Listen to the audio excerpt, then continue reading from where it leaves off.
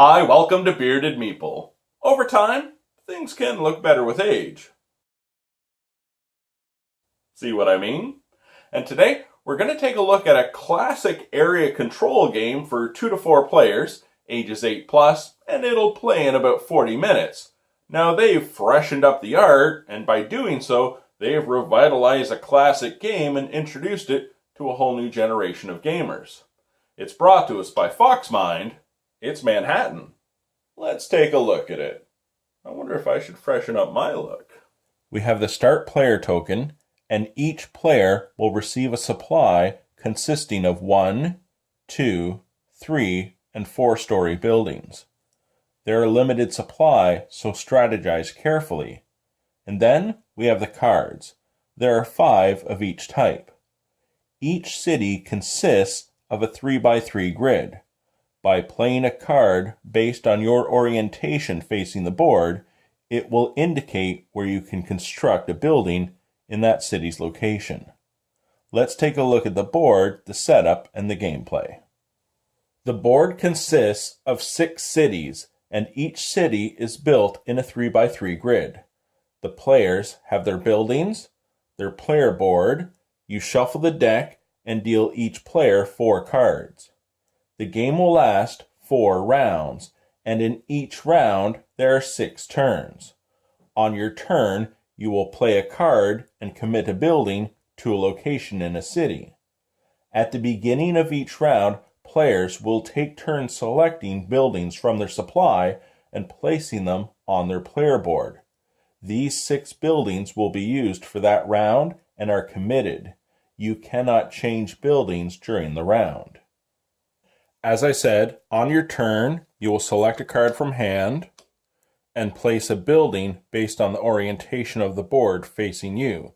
So for instance, by playing this card, I can place any one of these 6 buildings in the bottom left corner. So let's say I place this building here.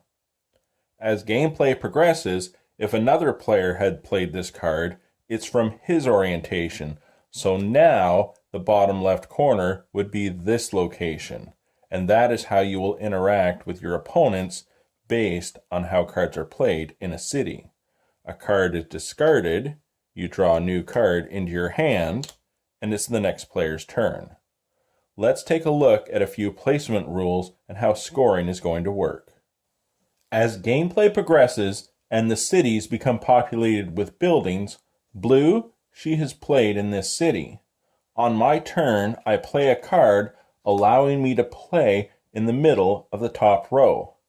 If you place a building on top of an opponent's building, you must at least equal the number of floors they have present in the building. So, as Blue had 1 floor, I could play a building with a strength of 1 or higher. If, for instance, I had played this card, allowing me to play in the bottom right corner, in this city, Purple has 2 floors in the building, Blue having the 2nd floor. So I would have to place a building of at least a strength of 2 to control that location. The game is scored at the end of each round. Whoever has the tallest building on the entire board will earn 3 points.